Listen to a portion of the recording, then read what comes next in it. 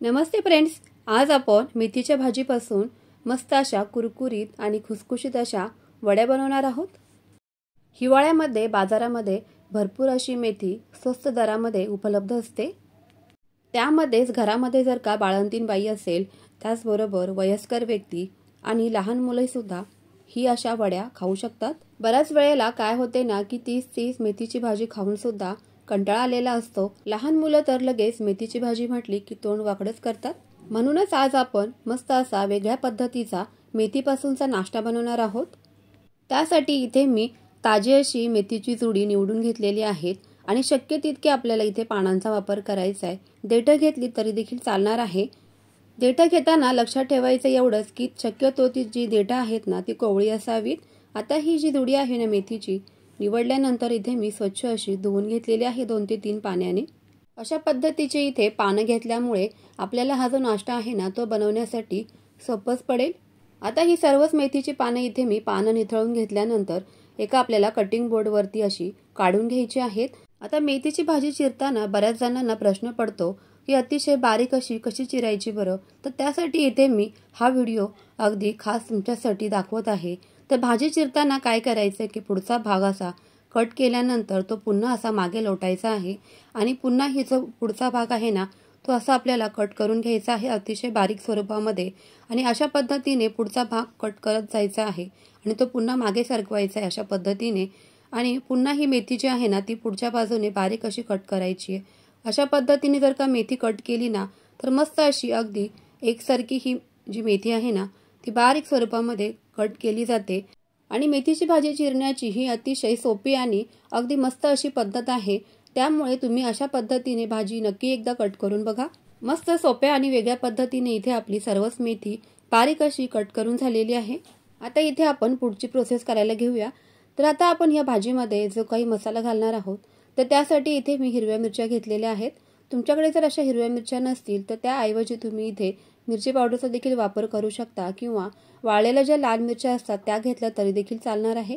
त्यानंतर लसूण घ्यायचा आहे भरपूर असा, जिरे घ्यायचे आहेत 1 चमचा आणि अर्धा चमचा इथे ओवा घ्यायचा आहे।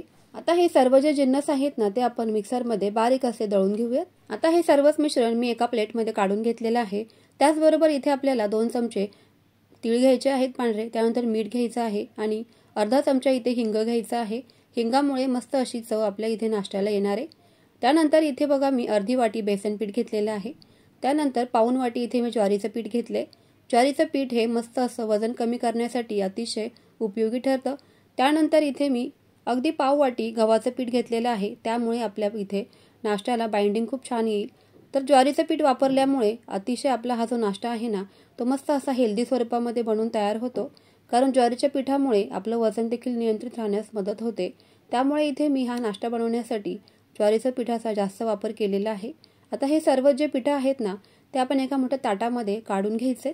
तुम्हाला जर का इथे ज्वारीचं पीठ नसेल वापरायचं तर त्याऐवजी तुम्ही इथे बाजरीचं पीठ घेतलं तरी देखील चालणार आहे। आता हे जे सर्व पिठं आहेत ना ते मी न चाळताच घेतलेली आहेत।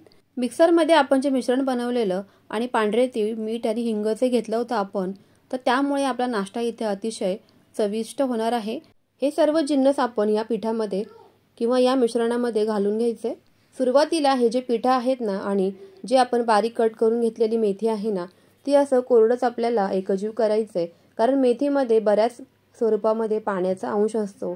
त्यामुळे अगदी सुरुवातीलाच पाणी न घालता फक्त हे कोरडे जे जिन्नस आहेत ना सर्व ते असे मिक्स करून घ्यायचे।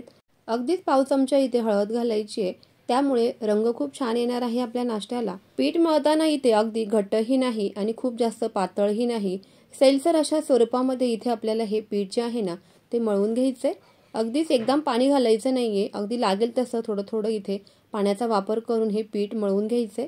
अशी ही मेथी खाल्ल्यामुळे आपल्या शरीरामध्ये साखर अगदी नियंत्रणामध्ये राहते। त्यामुळे डायबिटीज पेशंट जे असतात ना तर त्यांनी भरपूर स्वरूपामध्ये मेथी ही खायलाच पाहिजे। हिवाळ्यामध्ये भरपूर अशी मेथी खाल्ली जावी यासाठी इथे मी मस्त वेगळा असा चमचमीत नाश्ता आज घेऊन आलेली आहे। हिवाळ्यामध्ये जर का अशी भरपूर स्वरूपामध्ये मेथी खाल्ली ना तर सांधेदुखी, पोटदुखी आणि वजन देखील वाढते। तर असेही प्रकार होऊ नयेत म्हणून इथे मेथी भरपूर अशी आपण हिवाळ्यामध्ये खाल्ली पाहिजे। मेथी ही उष्ण स्वरूपात असल्यामुळे आपल्याला हिवाळ्यामध्ये एनर्जी देखील भरपूर अशा प्रमाणात मिळत असते आता इथे पीठ मळून झाल्यानंतर एका इथे प्लेटला मी ग्रीसिंग करून घेत आहे तेलाने, ज्यामुळे आपल्या ज्या वड्या आहेत ना त्या अशा खाली चिटकणार नाहीत आणि अगदी सहजपणे ह्या वड्या निघल्या जातील। तर आपण जे पीठ मळून घेतलं होतं ना त्यातील काही पोर्शन घ्यायचे आणि ते प्लेटवर अशा पद्धतीने थापून घ्यायचं आहे। सगळ्या बाजूने एकसारखं हे पीठ थापलं जाईल याची इथे काळजी घ्यायची। अशा पद्धतीने या पिठामध्ये आपण ज्वारीच्या पिठाचा वापर केल्यामुळे वजन सुद्धा आपलं अगदी नियंत्रणामध्ये राहतं। त्यामुळे तुम्ही जर का वजन कमी करण्याच्या प्रयत्नामध्ये असाल तर नक्कीच या वड्या तुम्ही अशा तुमच्या नाश्त्यामध्ये बनवून खाऊ शकता। संपूर्ण असं हे पीठ एकसारखं सर्व बाजूनी थापून झाल्यानंतर आता हे जे वड्या आहेत ना आपल्याला किंवा हे जे थापलेले पीठ आहे ना ते आपल्याला वाफवून घ्यायचं आहे। तर त्यासाठी इथे मी कढई गॅसवर ठेवलेली आहे आणि त्यामध्ये 1 ते 1.5 ग्लास असं पाणी घालायचंय। पाण्याला छान उकळी आल्यानंतर आपण जे प्लेटमध्ये पीठ थापून घेतलं होतं तर ते 10 ते 15 मिनिटांसाठी वाफवण्यासाठी ठेवायचं आहे आणि त्यावरती झाकण ठेवून 15 मिनिटांनंतर चेक करायचं आहे सुरीच्या मदतीने। सुरी जर का इथे ओलसर न निघता क्लिअर अशी निघली तर समजायचं आहे की आपलं इथे पीठ वाफवून तयार झालंय। पीठ पूर्णपणे थंड झाल्यानंतर या ज्या वड्या आहेत ना त्या अशा पद्धतीने कट करून घ्यायच्या आहेत। तुम्हाला जो आकार आवडतोय त्या आकारामध्ये तुम्ही इथे या वड्या कट करून घेऊ शकता। सुरीच्या मदतीने किंवा अशा पद्धतीने तुमच्याकडे जर का कटर वगैरे असेल तर त्याने इथे या वड्या तुम्ही कट केल्या तरी देखील चालणार आहे। एकसारख्या आकाराच्या सर्वच वड्या इथे मी कट करून घेते। पीठ चांगल्या पद्धतीने वाफवल्यामुळे अगदी सहज या वड्या ज्या आहेत ना त्या मस्त पडतात, म्हणजे चिकट होत नाहीत किंवा तुटत वगैरे नाहीत। त्यामुळे अगदी 10 ते 15 मिनिटं अगदी व्यवस्थित हे पीठ आपल्याला इथे वाफवून घ्यायचंय। अगदी सहज या वड्या सुद्धा निघल्या जात आहेत, तुम्ही व्हिडिओमध्ये पाहू शकताय। मस्त अशा इथे वड्या बनून तयार झालेल्या आहेत। आता तयार झालेल्या ह्या ज्या मेथीच्या वड्या आहेत ना याला आपण शॅलो फ्राय करून घ्यायचंय, म्हणजे मस्त असा क्रिस्पीनेसपणा या वड्यांना येईल। त्याकरिता इथे मी एक फ्राईंग पॅन घेतलेला आहे आणि त्यामध्ये इथे काही तेल घालायचंय। तेल तुम्ही कमी वापरलं तरी देखील चालणार आहे।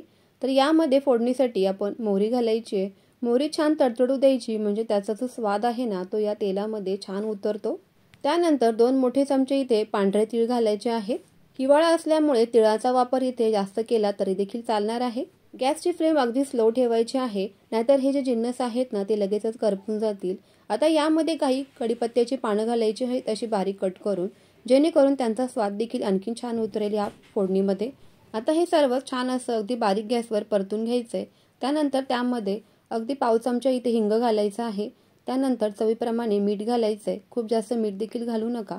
खमंग अशी फोडणी इथे तयार झाल्यानंतर आपण ज्या वड्या कट करून घेतल्या होत्या ना तर त्या या फोडणीमध्ये घालायच्या आहेत। गॅसची फ्लेम इथे स्लो टू मीडियम करायची आहे आणि मीडियम फ्लेमवरती आपल्याला ह्या ज्या वड्या आहेत ना ते मस्त अशा खमंग फोडणीवरती 2 ते 3 मिनिटभर अशा परतून घ्यायच्या आहेत, जेणेकरून त्यांचा क्रिस्पीनेसपणा वाढेल आणि मस्त अशा कुरकुरीत आपल्या इथे वड्या बनून तयार होतील। मस्त अशा बाहेरून कुरकुरीत आणि आतमध्ये मऊसूद अशा खमंग अशा इथे या मेथीच्या वड्या बनून तयार होतात। मस्त खुसखुशीत अशा ह्या वड्या बनतात। त्याचबरोबर चविष्ट तर आहेच आणि पौष्टिक देखील हा नाश्ता इथे बनून तयार होतो। मुलं जर का मेथीची भाजी खाण्याचा कंटाळा करत असतील तर या पद्धतीचा नाश्ता तुम्ही नक्कीच मुलांना बनवून देऊ शकता। गरमागरम अशा या वड्या सर्व करायच्या आहेत। त्याबरोबर तुम्ही दही खाऊ शकता, सॉस खाऊ शकता किंवा जर का तुम्हाला त्याबरोबर ती एखादी चटणी आवडत असेल तर ती बनवली तरी देखील चालणार आहे। तर तुम्हाला आजची ही रेसिपी कशी वाटली कमेंट करून कळवायला विसरू नका। व्हिडिओ आवडला असेल तर लाईक करा, शेअर करा आणि अशाच सोप्या आणि चमचमीत रेसिपींसाठी चॅनेलला सबस्क्राईब नक्की करा। चला तर मग फ्रेंड्स, पुन्हा भेटूया तुमच्या आवडीच्या रेसिपी सोबत। तोपर्यंत always keep smiling and keep cooking.